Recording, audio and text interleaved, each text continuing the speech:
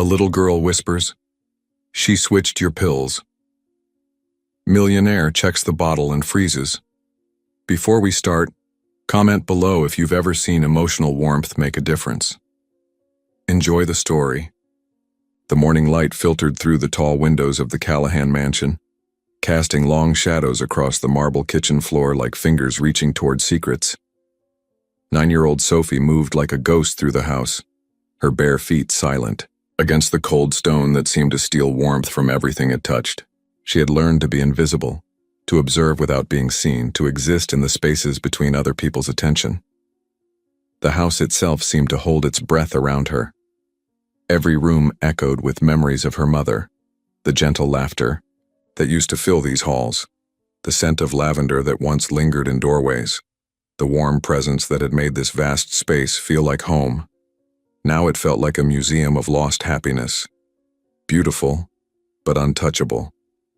Sophie clutched her worn notebook against her chest, the pages filled with careful observations written in her neat handwriting. The notebook had become her lifeline, her way of making sense of a world that had shifted beneath her feet when her mother died.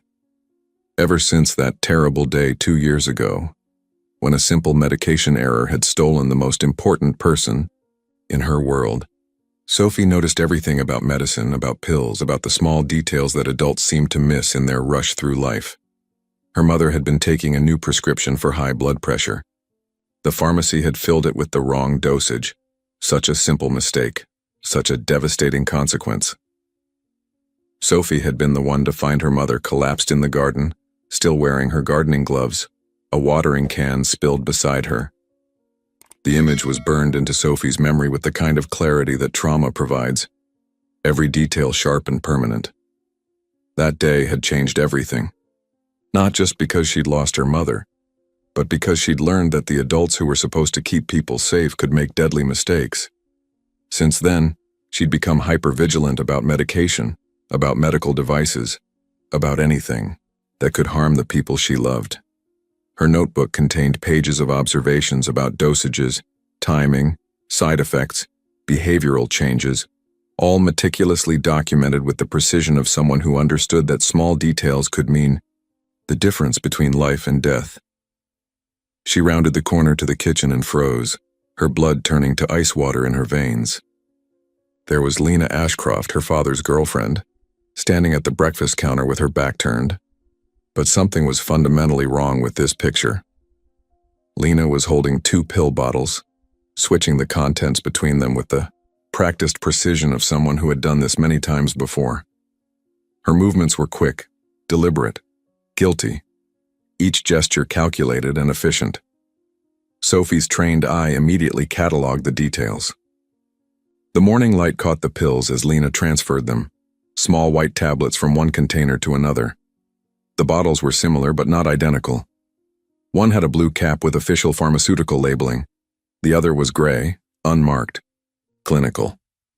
Lena's hands moved with the confidence of a professional, someone comfortable handling medication. Sophie pressed herself against the wall, her heart hammering so loudly she was certain Lena would hear it.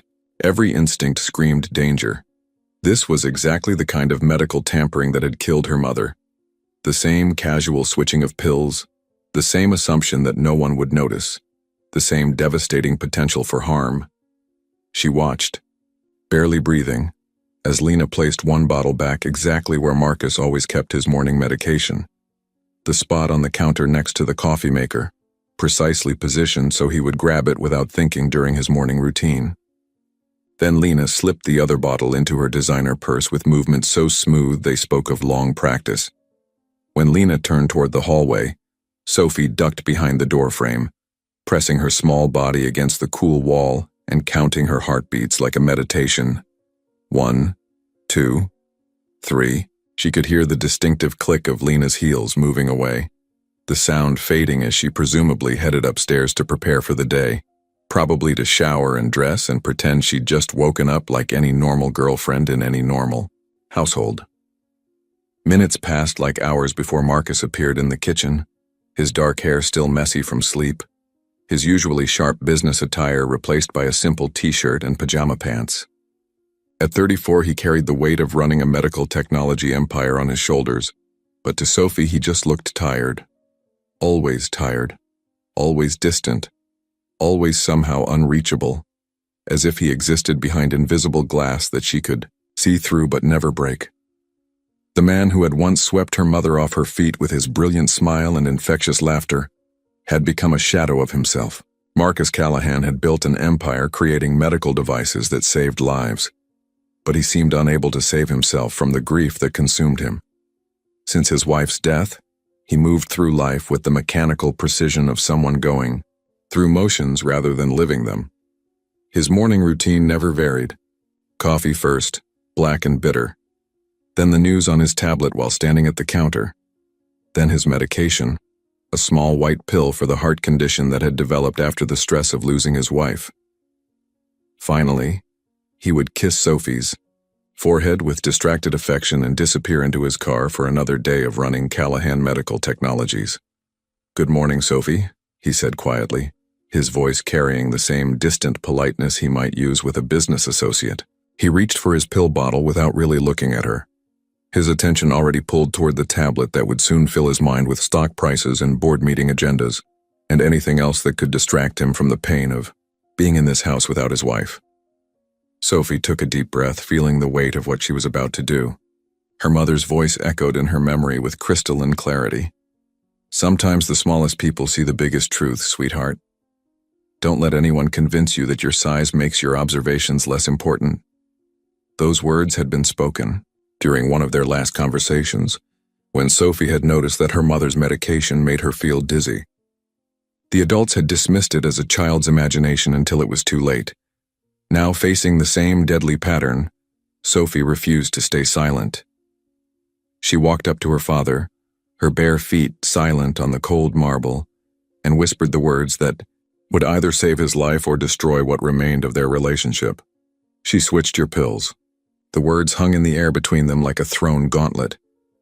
Marcus paused, his hand frozen over the bottle, and for the first time in months he really looked at his daughter. Not through her, not around her, but directly at her with those sharp blue eyes that had built a fortune but somehow couldn't see his own daughter's pain. His first instinct was dismissal. Sophie had always been an unusual child, intensely observant, prone to elaborate theories, suspicious of changes in routine. Since her mother's death, those tendencies had intensified. She kept detailed notes about everything, watched people with the intensity of a security guard, and asked probing questions that made adults uncomfortable. It would be easy to chalk this up to another one of her anxious fantasies, but something in her voice stopped him. There was no hysteria, no dramatic flair, just the calm certainty of someone reporting an observed fact. And as he looked down at the pill bottle in his hand, a detail that should have been obvious suddenly blazed with significance. "What did you say?" "Lena," Sophie whispered again, her voice barely audible but steady as bedrock. "She switched your pills. I saw her do it. She took your real pills out and put different ones in." Marcus thought it was just childish imagination, another one of Sophie's strange observations. His mind immediately began constructing rational explanations. Maybe Lena had been organizing his medications. Maybe she'd been checking expiration dates. Maybe Sophie had misunderstood what she was seeing. But even as his rational mind offered these comfortable explanations, something deeper was awakening, a businessman's instinct for patterns and inconsistencies. The same intuition that had built his empire was now turning its attention to his own life. He actually looked at the bottle in his hand. Really looked at it. The cap was gray, plain gray, plastic with no pharmaceutical labeling. It had always been blue. The realization hit him like cold water. Cardio-safe medication always came in distinctive blue bottles with the company logo clearly embossed. He'd been taking this medication for 8 months. He knew what the bottle looked like. But somehow, gradually, that blue bottle had become gray, and he'd never noticed. How had he never noticed? His eyes darkened, and for the first time in months, Marcus Callahan felt truly awake. The fog that had been settling over his mind like a slow poison suddenly lifted, and he could see clearly. His daughter, his brilliant, observant, protective daughter, had been watching over him while he'd been sleepwalking through his own destruction. Sophie's discovery sent ripples through the carefully constructed life that Lena had been building around them like a web. As Marcus stared at the gray cap, holding it up to the morning light as if it might reveal its secrets, memories began, surfacing like puzzle pieces he'd been too foggy to connect. Each memory brought its own sharp clarity, its own piece of a picture he'd been too impaired to see. The headaches that had gotten progressively worse over the past 3 months. Not just tension headaches from stress, but deep, throbbing pain that seemed to start behind his eyes and radiate through his skull. The difficulty concentrating during board meetings that had once been his intellectual playground. He'd found himself losing track of conversations, forgetting important details, struggling to follow complex financial discussions that should have been second nature. The strange lapses in memory that he'd attributed to grief and stress. Signing documents without remembering what they contained. Agreeing to business decisions that seemed unlike him in retrospect. Meetings where he'd apparently been present, but retained no clear recollection of what had been discussed. Even his doctor had been puzzled by his declining health despite the medication supposedly helping his heart condition. Dr. Martinez had run additional tests, adjusted dosages, expressed concern about Marcus's deteriorating cognitive function, but the doctor had focused on the heart condition itself, never suspecting that the very medication meant to treat it had been compromised. "Sophie," Marcus said slowly, kneeling down to her eye level for the first time in weeks, his expensive suit creasing as he brought himself down to her height. The physical act of lowering himself felt symbolic somehow, a powerful man literally humbling himself to hear his daughter's truth. "Tell me exactly what you saw, every detail." Sophie opened her notebook with the reverence someone might show, a sacred text, her small fingers flipping through pages of careful observations that represented months of vigilant protection. The notebook was thick, nearly full, its pages covered with her neat handwriting and careful diagrams. She documented everything with the thoroughness of a trained investigator. 3 months ago, your pills were in a blue bottle. Brand name, CardioSafe. Batch number CS4471. I wrote it down because I always write down medicine numbers after what happened to Mom. Her voice was matter of fact, but Marcus could hear the underlying fear. 2 months ago, same blue bottle, but batch number CS4493. The bottle was getting lighter, so I knew you were taking them correctly. She flipped to another page showing him a hand-drawn chart tracking his daily routine. Last month, she paused, checking her notes with scientific precision. Gray bottle appeared, different shape, taller, narrower. No brand name visible, no batch number. But you didn't seem to notice the change. Marcus felt a chill run down his spine like ice water. His 9-year-old daughter had been conducting surveillance that his entire corporate security team had missed. While he'd been paying professional investigators to protect his business interests, the real threat had been in his own home, and only Sophie had seen it. The gray bottles come from Lena's purse, Sophie continued, her voice growing stronger as she shared her burden. She brings them on Sunday nights when she thinks I'm asleep. She takes your real medicine away and leaves the gray bottles. I timed it. She takes exactly 4 minutes and 17 seconds on average. Why didn't you tell me before? He asked gently, though he already knew the answer would break his heart. Sophie's eyes filled with tears that she tried to blink away, determined to maintain her professional composure, even as her 9-year-old heart cracked open. You don't listen to me anymore, Dad. Not since Mom died. I try to tell you things, about school, about bad dreams, about things I notice. But you're always looking at your phone or thinking about work. I write everything down because maybe someday you'll want to know what I was trying to tell you. The weight of her words hit him like a physical blow that drove the air from his lungs. In his grief and guilt over his wife's death, he'd pushed away the one person who needed him most, the one person who was fighting to protect him. And now, that same little girl might be the only thing standing between him and complete destruction. From upstairs came the sound of Lena's heels clicking across the hardwood floor. She was coming down for breakfast, probably expecting to find Marcus taking his medication like he had every morning for months. Sophie, Marcus whispered urgently. "I need you to do something very important. Take this bottle to Ravi in the lab. Tell him I need an immediate analysis, but don't let anyone else know. Can you do that?" Sophie nodded solemnly, slipping the gray bottle into her backpack alongside her notebook. "And, Sophie?" Marcus caught her hand as she turned to go. "From now on, I'm listening. To everything." From upstairs came the familiar sound of Lena's heels clicking across the hardwood floor in the master bedroom, the rhythm as precise and measured as everything else about her.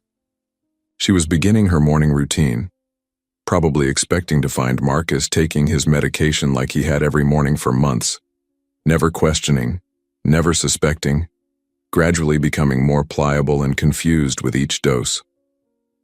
The irony was devastating. Marcus had built his fortune creating medical devices designed to save lives and improve health outcomes. His company's motto was, "Trust in technology, trust in health." Yet he'd been slowly poisoned by the very thing he trusted most, medication that was supposed to protect his heart.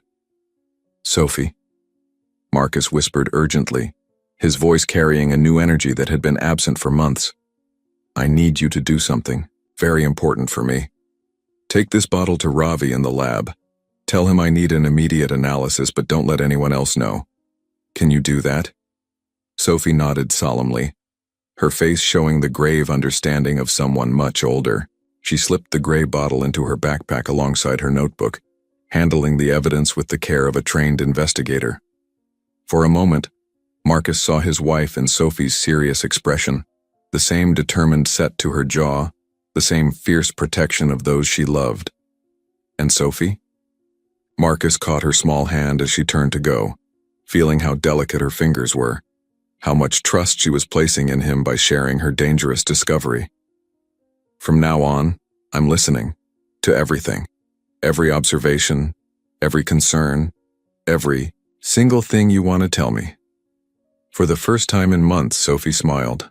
Not the polite, careful smile she'd learned to wear around adults, but a genuine expression of relief and hope. Her father was finally awake.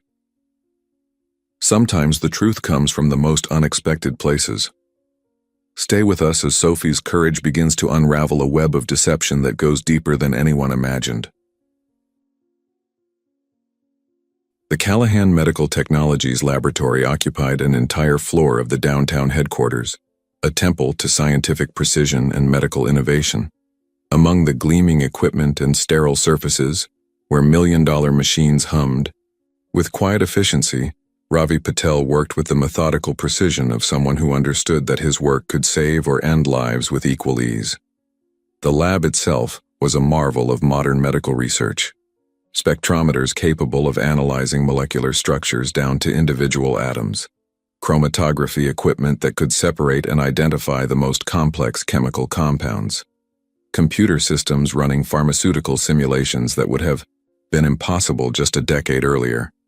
Everything designed to ensure that the medications leaving this facility were exactly what they claimed to be: pure, effective, and safe. At 28, Ravi had immigrated from Mumbai with dreams of revolutionary medical research inspired by the stories of scientists who had discovered life-saving drugs and changed the world. Instead, he found himself trapped in the complex web of corporate politics and pharmaceutical bureaucracy. Always afraid to speak up about the irregularities he noticed, always worried about losing his work visa and being sent back to India where his family depended on the money he sent home each month. Ravi was brilliant. His pharmaceutical knowledge rivaled that of researchers twice his age, but he was also painfully shy, especially around authority figures. He'd spent months quietly noting discrepancies in drug batches, unusual patterns in testing results, small inconsistencies that might mean nothing but could potentially indicate serious problems. Yet each time he considered reporting his concerns, fear paralyzed him. Fear of being wrong, fear of causing trouble, fear of being seen as the immigrant who didn't understand how things worked in America. When Sophie appeared at his lab station that afternoon, clutching her backpack and looking around nervously like a small spy on a dangerous mission, Ravi almost dismissed her immediately. Children weren't allowed in the research areas. The equipment was too sensitive, the chemicals too dangerous. the work too important to be interrupted by family visits. But something in her expression stopped him cold. She looked exactly like his younger sister Priya back home, serious beyond her years, carrying burdens too heavy for small shoulders, determined to protect the people she loved no matter what the cost to herself. The recognition hit him with unexpected force, stirring protective instincts he'd kept carefully buried under layers of professional caution. "Mr. Ravi," Sophie whispered, "my dad needs you to test something, but it's secret." She pulled out the gray pill bottle and placed it on his desk alongside a blue bottle she'd retrieved from Marcus's bathroom cabinet, an old prescription from 6 months ago. "I need to know if these are the same medicine," she said, with the gravity of someone much older. Ravi's hands trembled slightly as he examined both bottles. The blue bottle was clearly labeled Cardio-Safe, batch CS4471. The gray bottle had no label, just a small sticker with handwritten numbers that didn't match any pharmaceutical coding he recognized. "Sophie," he said carefully, "why are you asking me this?" She opened her notebook and showed him pages of meticulous observations. Dates, times, behavioral changes in her father, charts tracking his mood, energy levels, even his ability to remember conversations. It was the work of a trained investigator, not a 9-year-old child. "Mom died because someone made a mistake with medicine," Sophie explained quietly. "I don't want Dad to die too." Ravi felt something shift inside his chest. This little girl was braver than he'd ever been. While he'd spent months quietly noting irregularities in drug batches and staying silent out of fear, she was actively investigating to protect someone she loved. "Okay," he said, making a decision that would change both their lives. "Let's find out what's really in these pills." The initial chemical analysis took 2 hours. When the results appeared on Ravi's computer screen, his face went pale. "This is impossible," he muttered, running the test again. Sophie leaned over his shoulder, trying to understand the complex readouts. "What does it mean?" "The blue pills contain metoprolol, exactly as prescribed for your father's heart condition. But the gray pills..." Ravi's voice trailed off as he stared at the data. "Sophie, these contain a powerful sedative combined with a cognitive inhibitor. It's designed to slow brain function, impair judgment, and cause memory problems." "Someone is trying to make Dad sick? Worse than that." Ravi turned to face her, his expression grave. "Someone is trying to make him unable to think clearly. This combination, taken over months, would gradually turn a brilliant businessman into someone who couldn't make basic decisions." Sophie's hand instinctively moved to her notebook. "I need to write this down." But as she opened to a fresh page, Ravi noticed something that made his blood run cold. In the pharmaceutical database on his computer, a batch entry had been modified just minutes ago. Someone was actively changing the records, covering their tracks in real time. "Sophie," he whispered urgently, "we're not just investigating a crime. We're right in the middle of one." The realization sent ice through both of them. This wasn't a simple case of medication error or even deliberate poisoning. This was a sophisticated operation involving computer systems, pharmaceutical databases, and people with enough access and knowledge to manipulate the very infrastructure designed to keep patients safe. Ravi immediately began copying all their test results to multiple secure servers, uploading the data to cloud storage systems that even sophisticated hackers would struggle to reach. If someone was trying to erase evidence, he would make sure that evidence existed in too many places to destroy. "We need to document everything," he said, his scientific training taking over. "Every test result, every database change, every piece of evidence, and we need to do it in ways that can't be traced back to us until we're ready to act." Sophie nodded, understanding instinctively that they had moved from investigation into active resistance. They weren't just trying to save her father anymore. They were fighting against an organization sophisticated enough to penetrate medical databases and wealthy enough to sustain a months-long poisoning campaign. Over the next 3 days, Sophie and Ravi formed an unlikely alliance. They met in secret, using hand signals and coded messages that Sophie devised with the same methodical precision she applied to everything else. Ravi had never worked with a partner before, especially not a 9-year-old. But Sophie's approach to investigation was unlike anything he'd seen in his professional career. Where he relied on scientific instruments and data analysis, she observed human behavior with an intuition that was almost supernatural. Lena always touches her earring when she lies, Sophie noted in her newest notebook entry. 3 taps with her left hand. She did it 17 times during dinner last night when Dad asked about her day.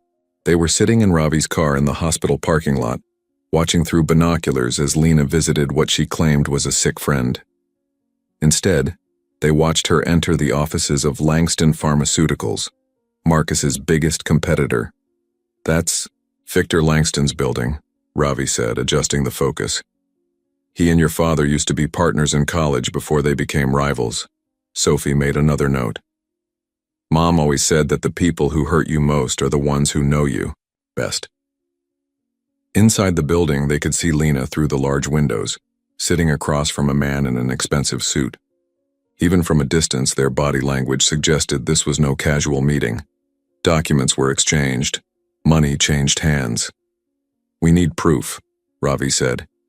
Your father won't believe us without evidence. Sophie was already ahead of him.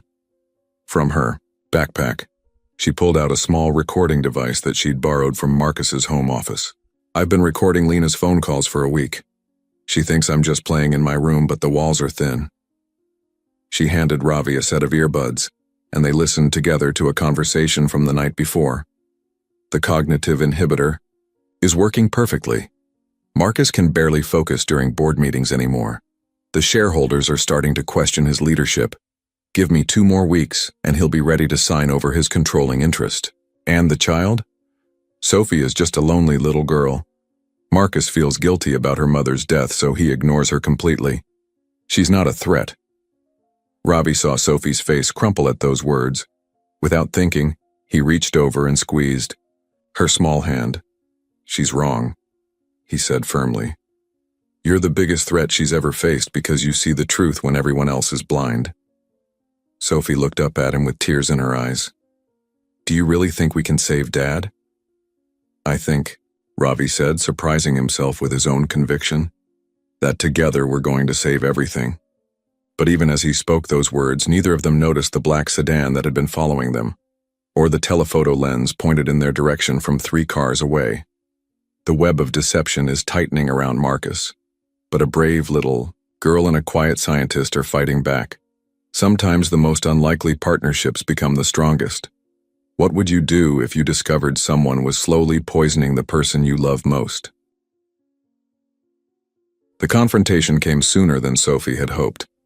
That evening, as Marcus sat in his study reviewing contracts that seemed to swim before his increasingly foggy vision, Sophie knocked on his door. Dad, I need to show you something important. She spread her notebooks across his desk, along with Ravi's chemical analysis and printouts of the audio recordings. For 20 minutes, she walked him through months of careful documentation, building a case that would have impressed a federal prosecutor. Marcus listened with growing alarm as the pieces fell into place. The business deals he couldn't remember negotiating, the shareholders' meeting where he'd signed documents without fully understanding their implications, the gradual erosion of his ability to concentrate that he'd attributed to grief and stress. Sophie, this is... He paused, his mind struggling to process the magnitude of what she was showing him. This is incredible work. We need to call the police immediately. But before he could reach for his phone, Lena appeared in the doorway. She'd been listening from the hallway, and her composed mask had finally slipped. Marcus, darling, what's going on? You look upset. Sophie instinctively stepped closer to her father, but Marcus was already standing, the evidence scattered across his desk like an accusation. Lena, I need to ask you about my medication. For just a moment, Lena's eyes flickered to the papers on the desk. Sophie caught the telltale 3 taps against her earring, but Marcus was too agitated to notice. Your medication? Lena's voice carried just the right note of concerned confusion. Marcus, you're scaring me. What's wrong? Sophie thinks she has evidence that someone has been tampering with my pills.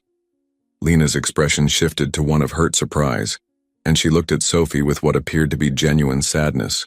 Oh, sweetheart, is this about what we talked about yesterday? Sophie felt her stomach drop. She didn't remember talking to Lena about anything. Marcus, Lena continued gently, Sophie came to me yesterday very upset. She's been having nightmares about losing you the same way she lost her mother. I think she's created this elaborate theory because she's terrified of being alone again. The words hit Marcus like a physical blow. In his medicated state, they made perfect sense. Sophie had always been anxious, always watching, always writing, in those notebooks. Of course, she would invent conspiracy theories to explain her fears. She's been spying on me, Lena said, her voice breaking slightly. Recording my phone calls, following me around the house. Marcus, I love you, but I can't live with a child who doesn't trust me, who sees me as the enemy. Sophie watched in horror as her father's expression changed. The brief clarity she'd seen in his eyes was fading, replaced by the familiar fog of confusion and guilt. Sophie, Marcus said slowly, is that true? Have you been recording Lena? Dad, please listen to the recordings. Just listen to what she actually said. But Marcus was looking at the scattered papers with growing doubt. In his impaired state, Sophie's meticulous investigation looked less like detective work and more like the obsessive behavior of a traumatized child.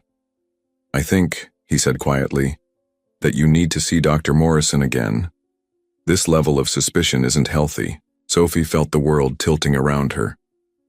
Dad, no, please, just test the pills. Just have Ravi run one more test.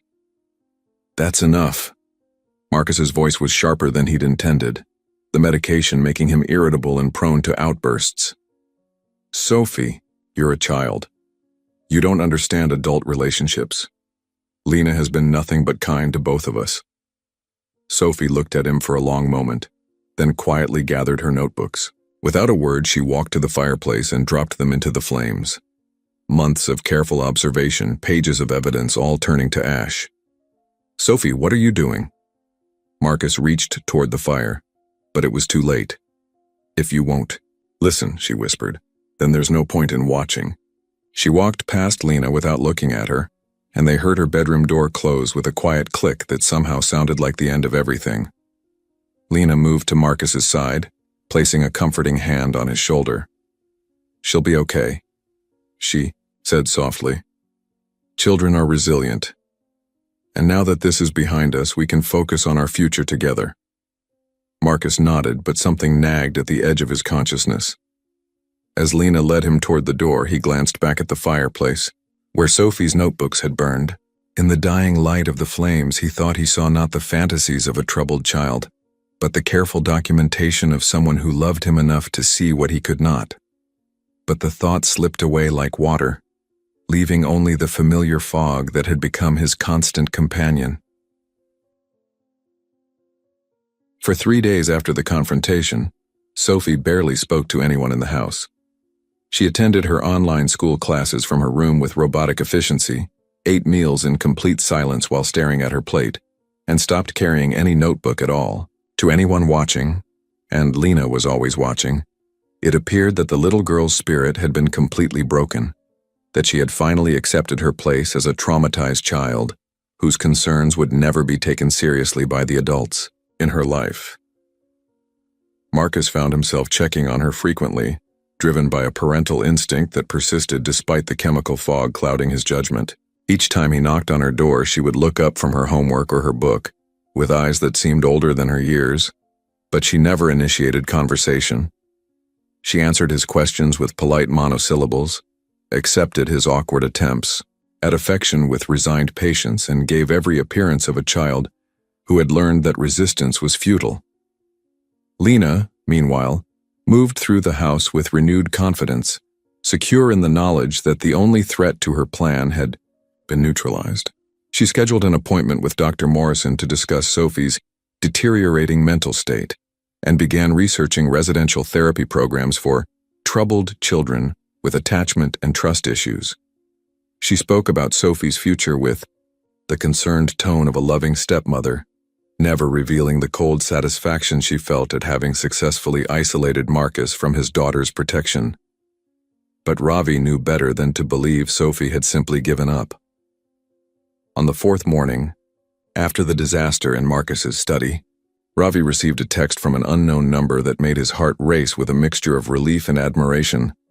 Storage Unit 247, Pine Street Storage Facility. Key taped under bench outside lab entrance. Trust but verify. Remember everything we learned. The message was classic Sophie. Coded enough to be meaningless to anyone intercepting it, but clear enough that he would understand exactly what she was telling him. She hadn't given up at all. She'd simply moved to the next phase of a plan she'd been developing all along. A contingency strategy for exactly this scenario. When Ravi opened the storage unit that evening using the key he'd found exactly where Sophie had indicated, he found himself staring at months of meticulous preparation that took his breath away. The small climate-controlled space looked like the headquarters of a professional intelligence operation. Sophie had been planning for the possibility of discovery and defeat from the very beginning, creating backup systems and evidence caches that would allow her to continue the fight, even if her primary investigation was exposed. At the center of it all was a tablet displaying live footage from hidden cameras throughout the Callahan house. Sophie had been monitoring everything, waiting for the right moment to gather irrefutable proof. Smart girl, Ravi murmured, settling in to watch. He didn't have to wait long.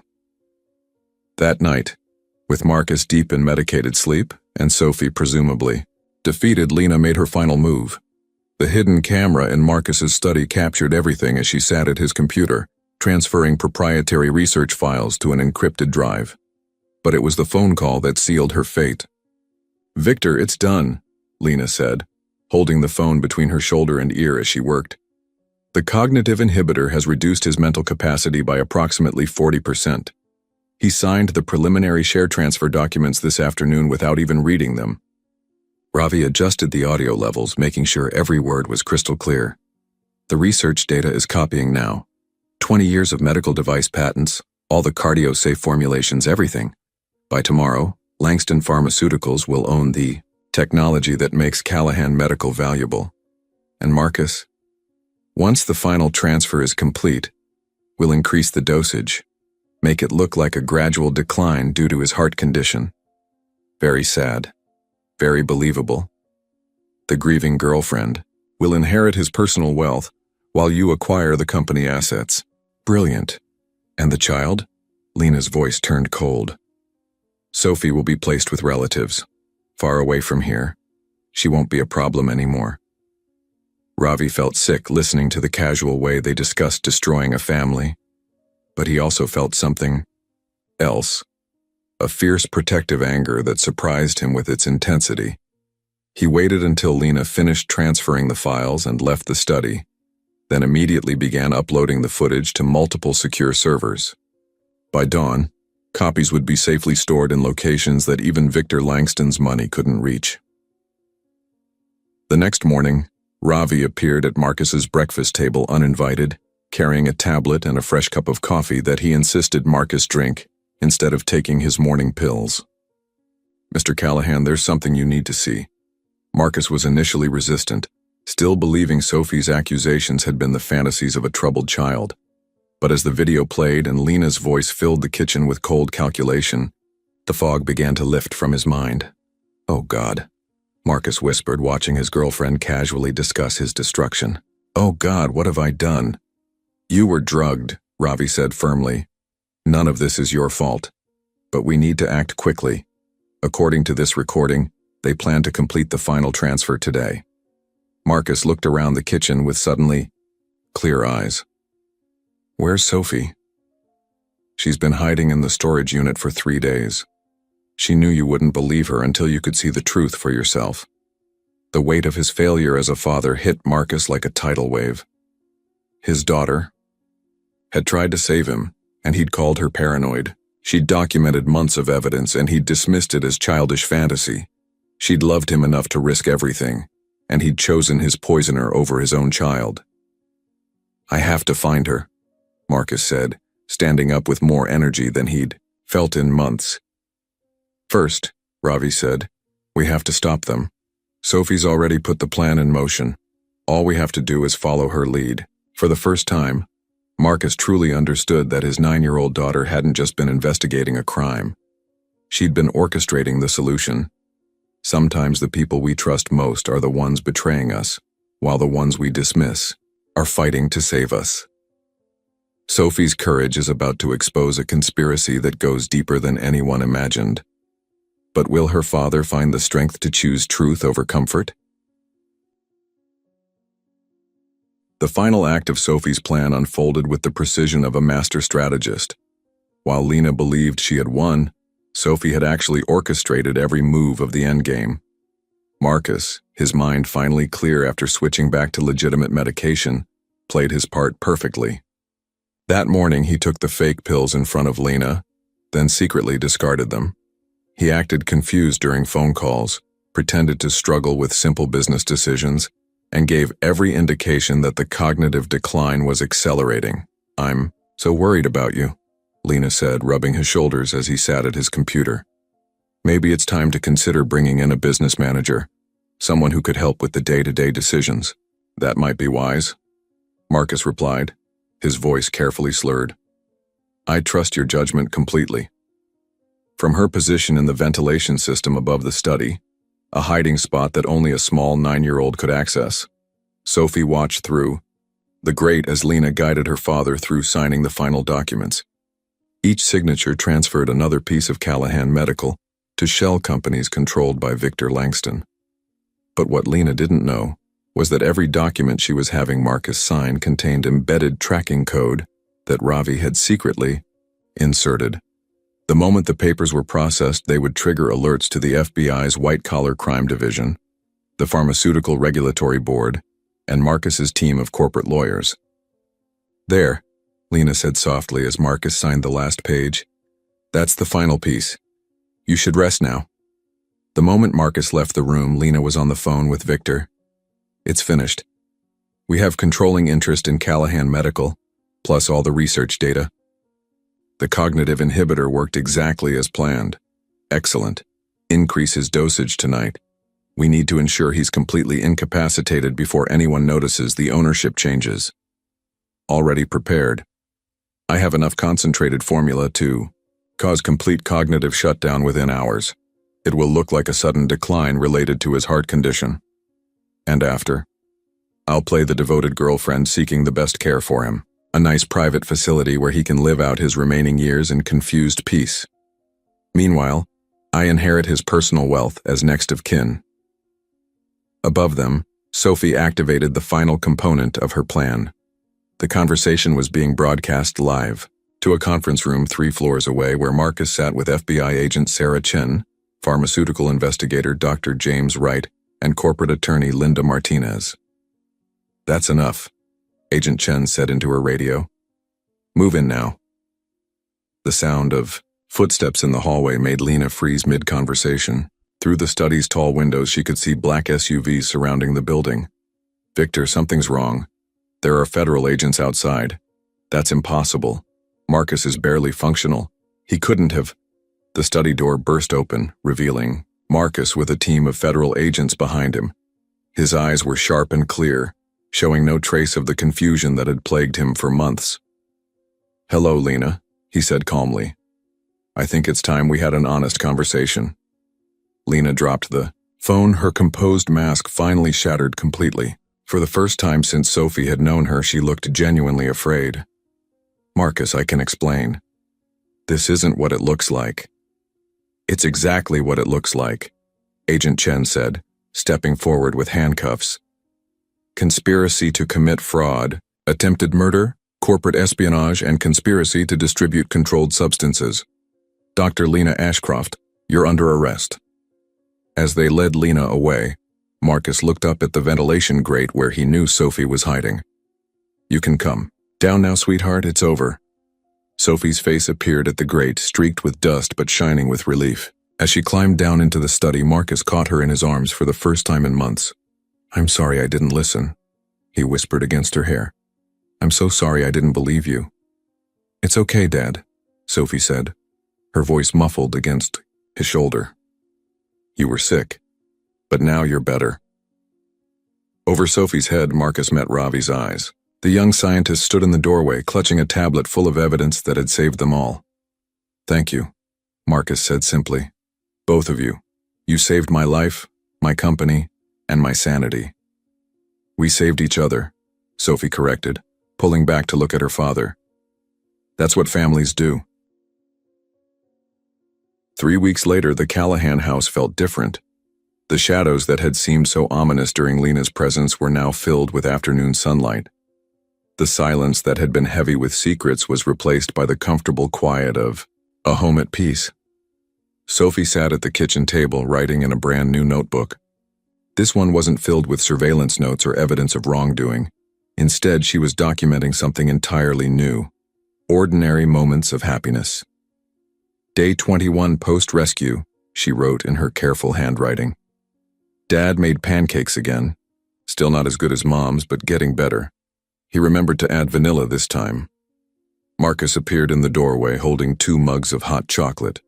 He'd taken a leave of absence from the company to focus on his recovery, and more importantly, on rebuilding his relationship with Sophie. What are you writing about today? He asked, setting a mug in front of her. Us, Sophie said simply. I want to remember the good things too. Marcus sat down beside her, something he'd never done consistently before. During Lena's time in their house, he'd been too foggy to focus on Sophie. Before that, he'd been too consumed with grief to be present. But now, finally, he was learning to be a father. Can I read some of it? He asked gently. Sophie hesitated for a moment, then slid the notebook toward him. The pages were filled with observations, but these were different from her previous surveillance, work. These noted the way his laugh was coming back, how he listened when she talked about school, the progress he was making in remembering her mother without drowning in sadness. Day 18, Marcus read aloud. Dad asked about my science project. He remembered that I'm testing water filtration methods. He offered to help but didn't take over. Progress. He looked up at Sophie with wonder. You're still observing everything. Old habits, Sophie said with a small smile. But now I'm watching, for different things. Like what? Like the way you stop whatever you're doing when I have something to tell you. Like how you check on me at night before you go to bed. Like how you ask Ravi to explain the complicated science stuff to both of us instead of just talking over my head. Speaking of Ravi, the young scientist had become a regular fixture in their lives. Marcus had promoted him to head of pharmaceutical safety, but more than that, he'd become part of their unconventional family. He arrived that evening for their weekly dinner, carrying a bag of groceries and wearing the shy smile that Sophie had grown to love. How was the trial prep today? Ravi asked as he helped Marcus prepare dinner. Intense, Marcus replied. But worth it. Lena and Victor are going to prison for a long time. The FBI found evidence of at least 6 other corporate targets they were planning to hit with the same scheme. And the company? Stronger than ever. Turns out, nearly getting destroyed by corporate espionage makes investors very interested in your security protocols. Sophie looked up from her homework. Plus, we have the best early warning system ever invented. What's that? Ravi asked, though he was already smiling because he knew the answer. A 9-year-old with a notebook and trust issues, Marcus said, ruffling Sophie's hair. Most effective anti-fraud device on the market. After dinner, as Ravi helped Sophie with her science homework and Marcus cleaned up, the house filled with something it hadn't contained in years. The easy contentment of people who belonged together. Later, that night, Marcus knocked on Sophie's bedroom door. She was sitting up in bed, writing in her notebook by lamplight. One more entry for today? He asked. Sophie nodded, making room for him to sit on the edge of her bed. Day 21, evening entry. Dad came to say goodnight. Not because he felt guilty or because he was supposed to. Because he wanted to. She closed the notebook and looked at him seriously. Dad, are you really okay now? Not just pretending for me? Marcus considered the question carefully. The cognitive effects of the drugging had faded completely, but the emotional healing was still ongoing. learning to trust himself again, learning to be present, learning to believe that he deserved happiness after losing his wife. "I'm not completely okay yet," he said honestly, "but I'm okay enough to take care of you properly, and I'm getting better every day." "Me too," Sophie said quietly. "I still have bad dreams sometimes about Mom dying, or about losing you too. But they're getting better. We're healing together," Marcus said, pulling her into a hug. "That's how it's supposed to work." As he turned off her light and headed toward the door, Sophie's voice stopped him. "Dad, tomorrow can we work on your cardio-safe formulation together? Ravi says you're developing a new version that's harder to tamper with." Marcus smiled in the darkness. His daughter would always be a guardian, always be watching for threats that others missed. But now, instead of carrying that burden alone, she had a team. "Tomorrow we work together," he promised. "Everything we do from now on, we do as a family." 6 months after Lena's arrest, the Callahan Medical Technologies laboratory had been transformed. What was once a sterile corporate research facility now included a special section where Sophie worked alongside Ravi on weekends, learning advanced chemistry and contributing to pharmaceutical safety protocols. Today, they were labeling bottles for the new cardio-safe formulation, one that included tamper-evident technology and batch tracking that made substitution nearly impossible. "Trust verified," Sophie read aloud as she placed the specially designed label on each bottle. It had been her idea to include those words, a reminder that trust wasn't just assumed but actively confirmed. "These will save lives," Ravi said, watching. Sophie worked with the same methodical precision she'd applied to catching criminals. Not just because the medicine is effective, but because people will know they can trust what they're taking. Marcus appeared in the lab doorway, carrying coffee for Ravi and hot chocolate for Sophie. The sight of them working together still filled him with gratitude so profound it sometimes took his breath away. "How's the production run going?" he asked. "Perfectly," Sophie replied without looking up from her work. "0 defects in the first 1,000 units.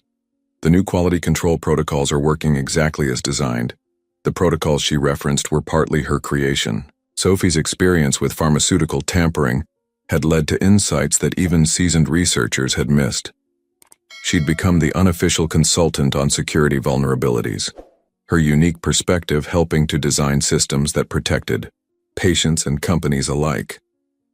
"Sophie," Marcus said, settling into a chair beside her workspace, "I have something for you." He handed her an official-looking document. Sophie's eyes widened as she read the heading, "Certificate of Appointment. Junior Pharmaceutical Safety Consultant.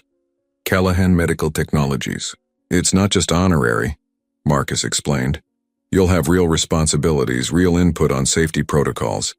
And when you turn 18, if you want it, there's a full scholarship waiting for you at any university with a pharmaceutical program." Sophie looked up at him with shining eyes. "Really? I can officially help keep people safe?" "You've been doing that all along," Ravi said gently. "Now you just have the title to go with it." Sophie carefully set down the bottle she'd been labeling and threw her arms around both men.